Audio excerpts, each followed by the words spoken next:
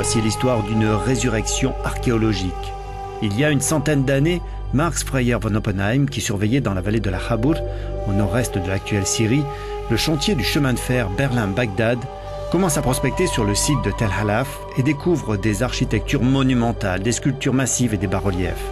Il exposera ses trouvailles dans un musée privé de Berlin installé dans une ancienne fonderie qui sera détruite pendant la guerre.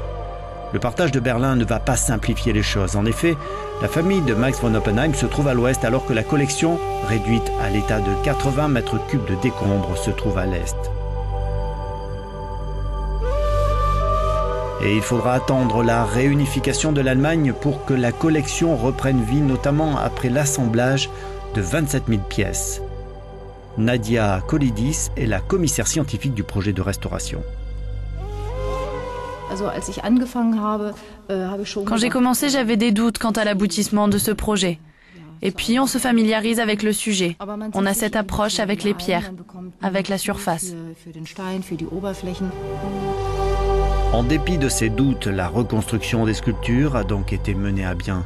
Et c'est désormais un groupe de 30 sculptures monumentales qui est exposé.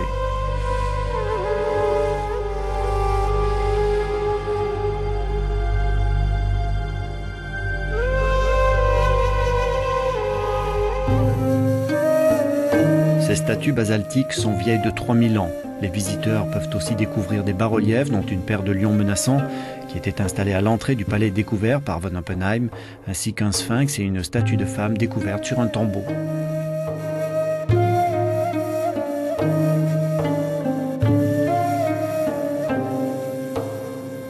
Je suis fière désormais de voir que les statues sont sur le site. Je pense que nous avons accompli un grand projet. J'apprécie aussi de voir que les fragments ont été récupérés. Et cela aurait été merveilleux que Max von Oppenheim ait pu connaître ce moment.